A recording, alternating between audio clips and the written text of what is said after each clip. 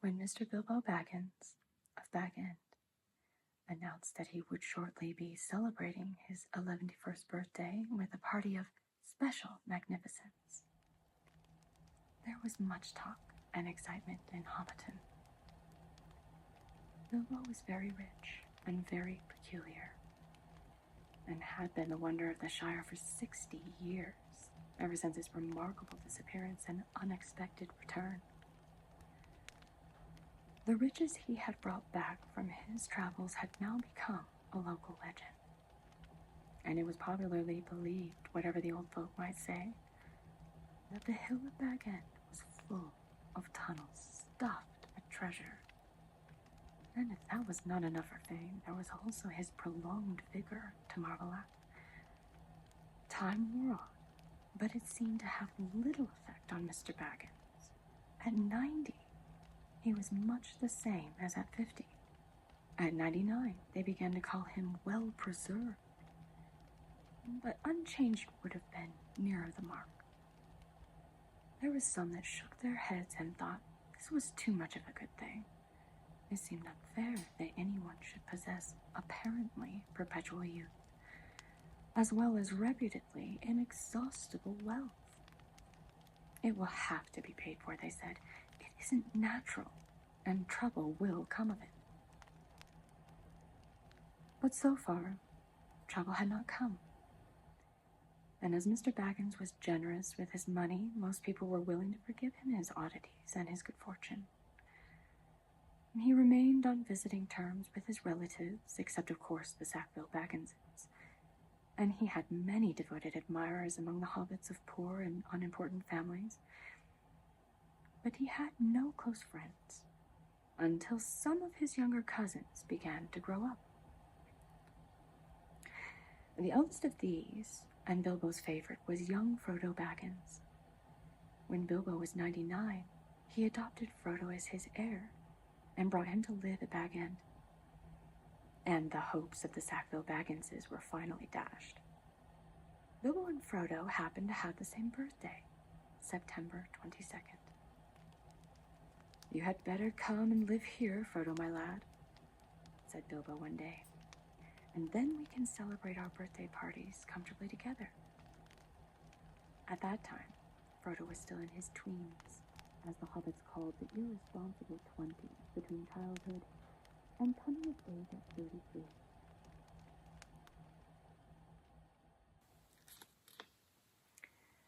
"12 more years passed. Each year the Bagginses had given very lively combined birthday parties at Bag End, but now it was understood that something quite exceptional was being planned for that autumn. Bilbo was going to be 11, a rather curious number, and a very respectable age for a hobbit. The old Took himself had only reached 130. And Frodo was going to be 33, an important number, the date of his coming of age. Tongues began to wag in Hobbiton and Bywater, and rumor of the coming event traveled all over the Shire. The history and character of Mr. Bilbo Baggins became once again the chief topic of conversation, and the older folks suddenly found their reminiscences in welcome demand. No one had a more attentive audience than old Ham Gamgee, commonly known as the Gaffer. He held forth at the Ivy Bush, a small inn on the Bywater Road, and he spoke with some authority, for he had tended the garden at Bag End for 40 years, and had helped old Holman in the same job before that. Now that he was himself growing old and stiff in the joints, the job was mainly carried on by his youngest son, Sam Gamgee. Both father and son were on very friendly terms with Bilbo and Frodo. They lived on the hill itself, in number 3 Bagshot Row, just below Bag End. "A very nice, well-spoken, gentle hobbit is Mr. Bilbo, as I've always said," the Gaffer declared. With perfect truth, for Bilbo was very polite to him, calling him Master Hamfast and consulting him constantly upon the growing of vegetables. In the matter of roots, especially potatoes, the Gaffer was recognized as the leading authority, by all in the neighborhood, including himself. "But what about this Frodo that lives with him?" asked old Noakes of Bywater. "Baggins is his name, but he's more than half a brandy-buck, they say, and it beats me why any Baggins Hobbiton should go looking for a wife away there in Buckland, where folks are so queer." "And no wonder they're queer," put in Daddy Two-Foot, the Gaffer's next-door neighbor. "If they live on the wrong side of the Brandywine River and right agin the old forest, that's a dark bad place if half the tales be true." "You're right, Dad," said the Gaffer. "Not that the Brandybucks of Buckland live in the old forest, but they're a queer breed, seemingly. They fool about with boats on that big river, and that isn't natural. Small wonder that trouble came of it, I say, but be that as it may, Mr. Frodo is as nice a young hobbit as you could wish to meet. Very much like Mr. Bilbo, and in more than looks.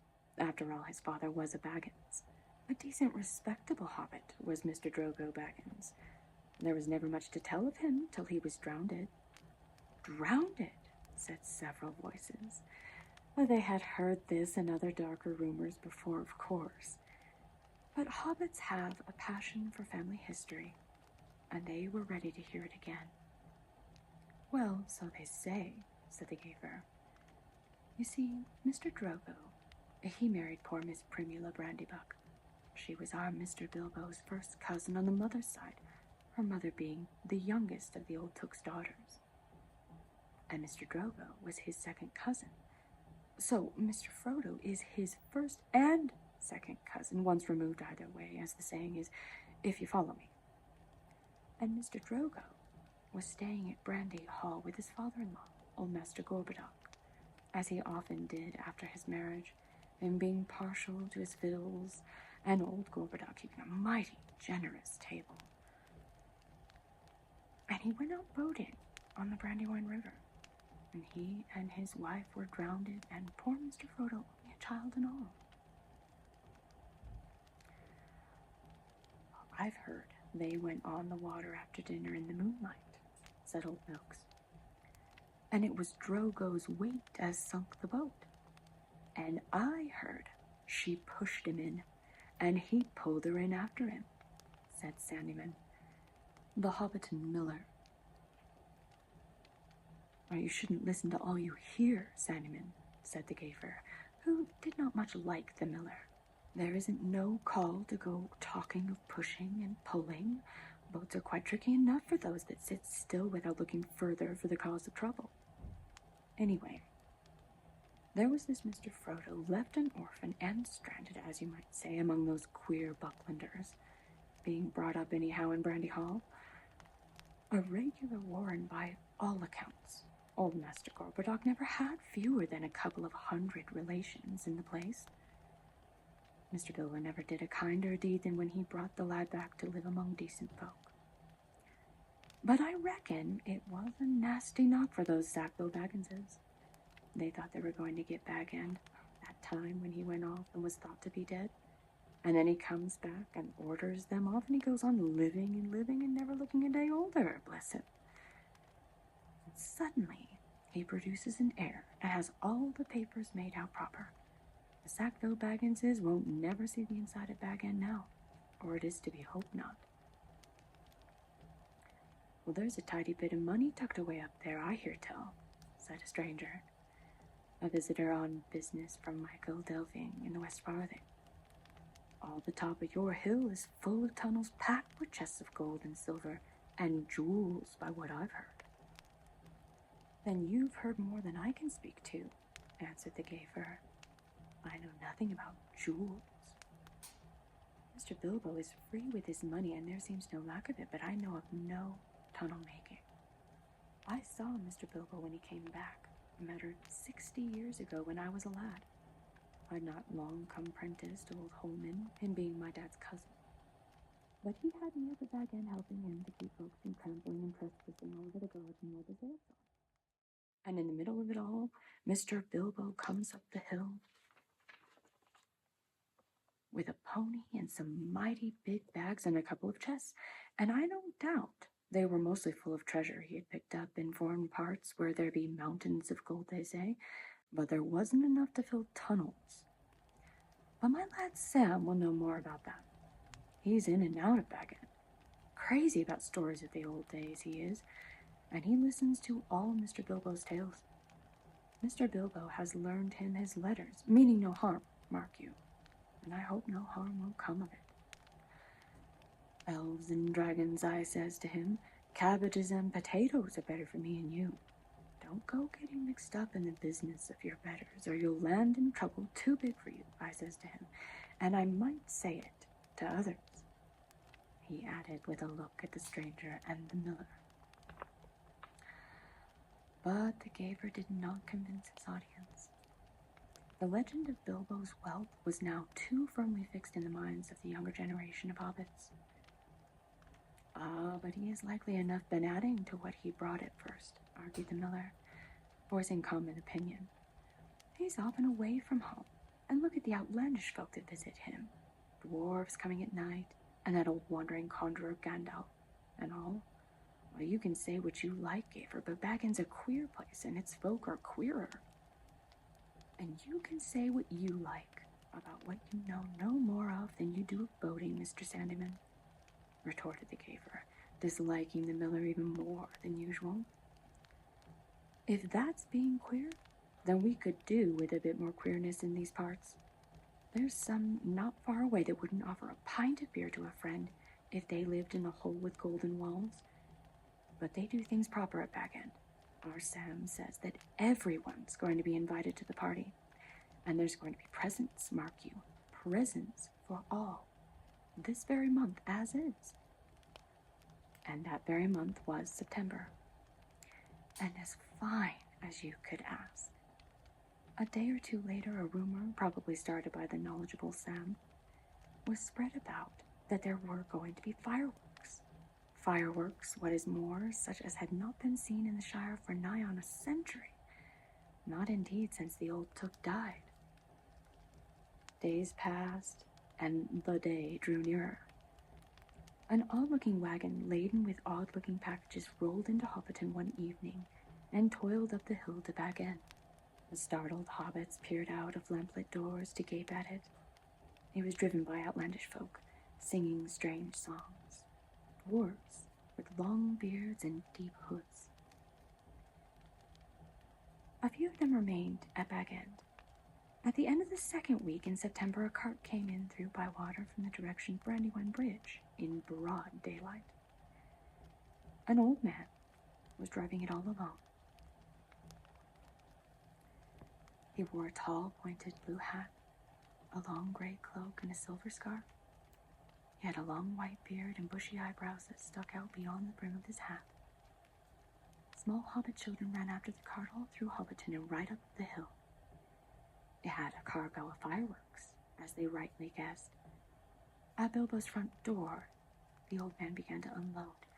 There were great bundles of fireworks of all sorts and shapes, each labeled with a large red G and an elf rune. That was Gandalf's mark, of course. And the old man was Gandalf, the wizard, whose fame in the Shire was due mainly to his skill with fires, smokes, and lights. His real business was far more difficult and dangerous, but the Shire folk knew nothing about it. To them, he was just one of the attractions at the party. Hence the excitement of the hobbit children. "Gee, for grand!" they shouted. And the old man smiled. They knew him by sight, though he only appeared in Hobbiton occasionally and never stopped long. But neither they nor any but the oldest of their elders had seen one of his firework displays. They now belonged to a legendary past. When the old man helped buy Bilbo and some dwarves had finished unloading, Bilbo gave a few pennies away, but not a single squib or cracker was forthcoming, to the disappointment of the onlookers. "Run away now," said Gandalf. "You will get plenty when the time comes." And then he disappeared inside with Bilbo, and the door was shut. The young hobbits stared at the door in vain for a while, and then made off, feeling that the day of the party would never come. Inside Bag End, Bilbo and Gandalf were sitting at the open window of a small room looking out west onto the garden. The late afternoon was bright and peaceful. The flowers glowed red and golden, snapdragons and sunflowers and nasturtiums trailing all over the turf walls and peeping in at the round windows. "How bright your garden looks," said Gandalf. "Yes," said Bilbo. "I'm very fond indeed of it, and of all the dear old Shire. But I think I need a holiday." "So you mean to go on with your plan, then?" "I do. I made up my mind months ago, and I haven't changed it." "Very well. It is no good saying any more. Stick to your plan, your whole plan, mind, and I hope it will turn out for the best for you and for all of us." "Well, I hope so. Anyway, I mean to enjoy myself on Thursday and have my little joke." "Who will laugh, I wonder?" said Gandalf, shaking his head. "We shall see," said Bilbo.